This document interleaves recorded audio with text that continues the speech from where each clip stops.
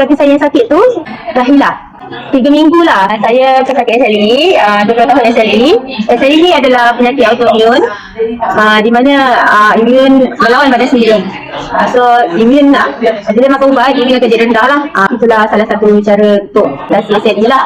Jadi SLE ni memang mudah dapat jangkitan. Saya start dengan pakaian Alora sebab masalah sakit badan lah. Bila dah 20 tahun SLE, dah makan ubat yang agak banyak. So saya selalu sakit badan, kaki mudah sakit, nak solat pun susah. Bila berdiri lama sikit saya dah penat. Jadi banyaklah kesakitan pada badan saya. Susah untuk saya bekerja lah.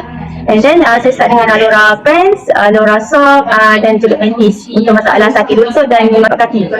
Saya selalu ada masalah tumit yang sakit bila denyut lah, bila berdiri lama sikit tak tahan.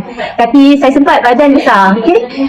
So jadi bila saya pakai Alora Sock dengan Alora Pants, dalam masa 3 minggu lah, masalah tumit kaki saya yang sakit tu dah hilang. Lepas tu dalam masa 6 bulan lah saya pakai, baru saya punya lutut yang ada masalah nak lipat tu, masa solat kan, nak lipat lutut sakit pun hilang.